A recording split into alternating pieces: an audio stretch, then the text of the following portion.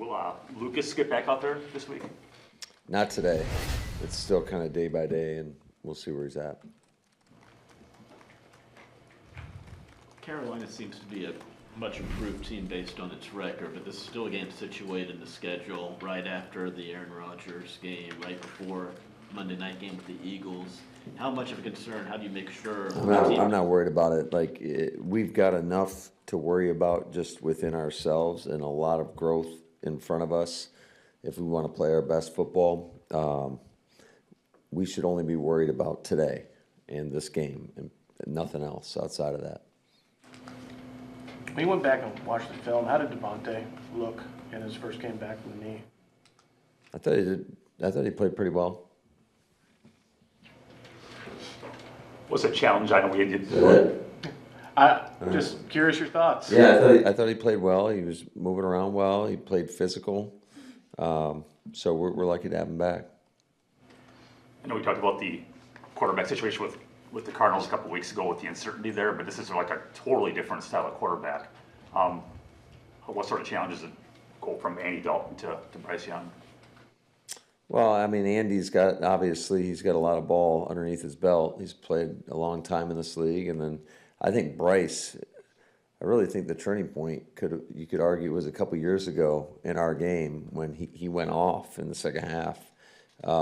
They battled back, and we made a couple plays down the stretch to win the game. But I think that kind of got him going. I know he had a little setback, whatever maybe last year, and then he really got going. So he's obviously a very talented quarterback. I think he can do a lot of things with his legs, just either manipulating the pocket or creating off schedule. And I think he's got some weapons he can throw to now. What are the prospects for Lloyd returning anytime soon? No, I wouldn't count on that anytime soon. Is Wicks going to be able to practice today? He will not practice today. Without Lucas, JJ's played a bunch, and obviously he makes a TFL every game, basically, it seems like. What have you thought of the way he's stepped in? Yeah, he's done a great job. The one the other night was a 5-yard loss when they were moving the ball. So he always seems to make some impact plays. I love how his style of play, just tough, gritty. You're going to get everything out of him. How did Josh come out of the game with the calf? In my conversations with him, pretty good. How much do you feel like it was limited in his ability to kind of have the usual burst that he has? I saw the burst. We got to just do a better job around him, making sure that he's got premium looks. Some were some play calls, others were just we didn't block the right people, and it's going to be hard to run the ball whether you're mistargeted or you don't get a block on the perimeter. There was a situation where we didn't insert on a safety, and it's right at the point of attack. So I don't care what back's back there. It's hard if you're not all targeted right. And how do you plan on handling the kicking reps this week? McManus will kick today. To Ryan's question about the run game, maybe this is a simpleton question by me, but how is it concerning that you guys are blocking the wrong guys here in week 9, or is that kind of an easier said than done thing sometimes? No, it's always a concern if you have mental mistakes. It's not like there are a ton of them, but when they show up, yeah. And typically, I would say in a normal NFL game that some of that happens, especially if you're motioning a lot. Just how defenses react to that. But you got to make sure you pass that communication along. Certainly there's challenges when you're on the road to doing that versus when you're at home. So hopefully we can get all that stuff cleaned up and we can get this run game going a little bit. And what determines how you're going to play Morgan and Ryan? Is it just how they practice during the week, or is there more? Yeah, it's a competitive situation. Some weeks you've just gone with, a couple of weeks ago you went with Morgan almost the entire time, and then you come back with Ryan. Is that a reflection of how practice went that week? Is it I think it's everything. It's practice. It's the game. certainly matchups could fall into that as well. Man, I know you talked about obviously wanting to get to playing your best football and all that, and there's been the ups and downs. Emotionally, from a play caller standpoint, how annoying is it to go 3-0? It's very annoying. No, it's frustrating. And it's frustrating when you know there's opportunities there and you don't convert. And so, but third down, I mean, there's a reason that most teams, I mean, every team in the league right now is under 50%. So it's less than a 50% chance you're going to convert. And it's just in those third and manageable situations, you got to come through. I imagine Rashawn's benefited at least in part on with Micah's presence and how that's affected the way teams have attacked y'all. But just what's the growth you've seen in Rashawn and Archie this year? He's already got a sack total match from last year. Yeah, he's done a great job of maximizing his opportunities. I think he's playing tough, he's playing hard, and I think all those guys collectively, they all play off one another. And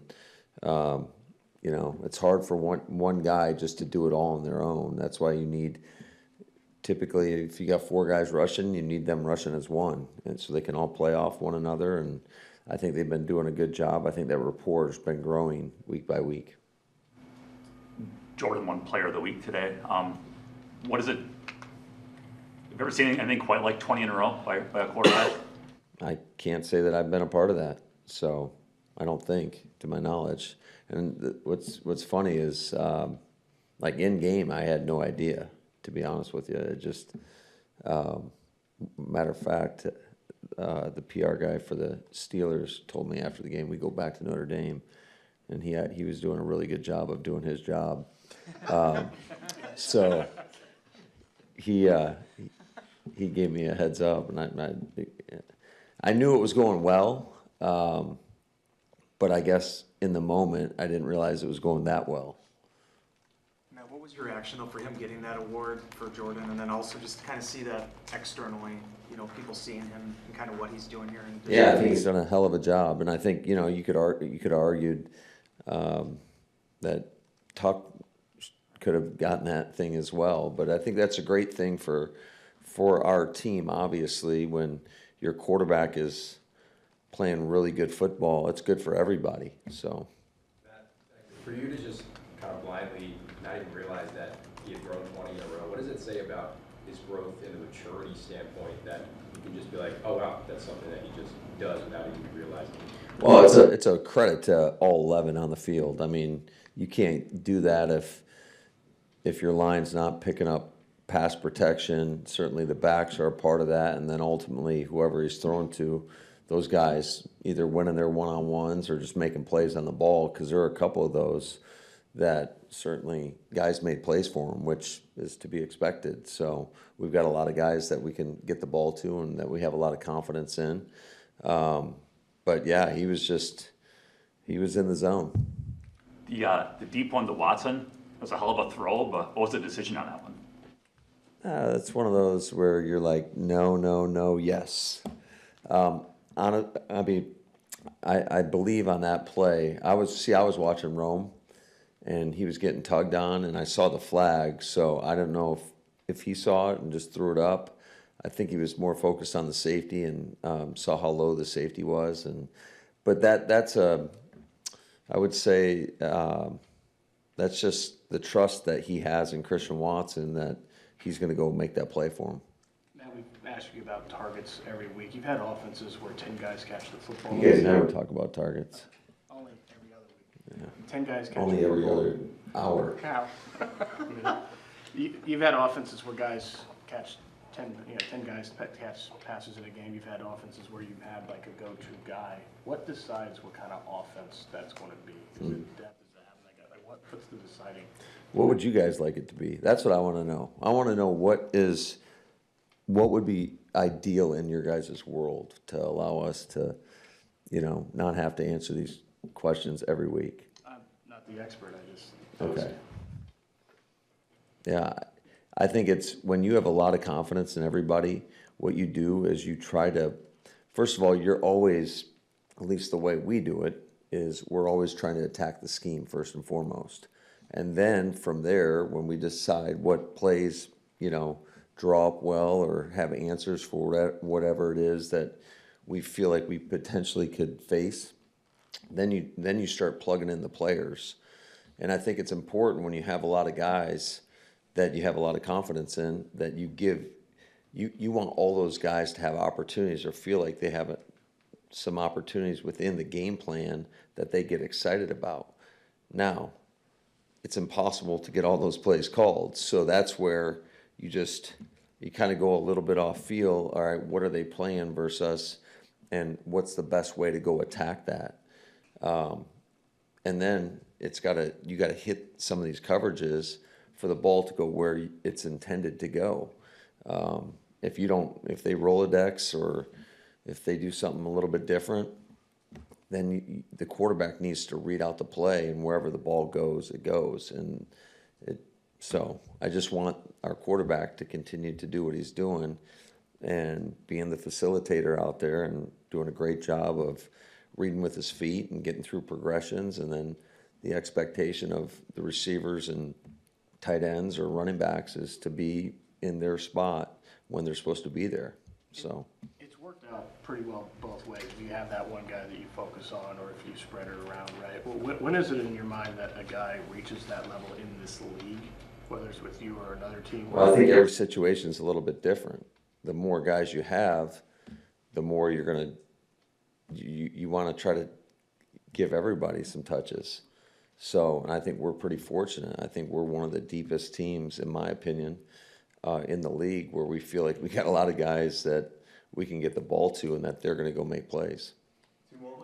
Matt, when you're getting a ton of two shell coverage, like maybe did against Pittsburgh, how is it that you're successful throwing the ball? I mean, you don't like to throw against two shell, right? I mean, you'd rather just run it. But what was the success, reasons for success in that situation?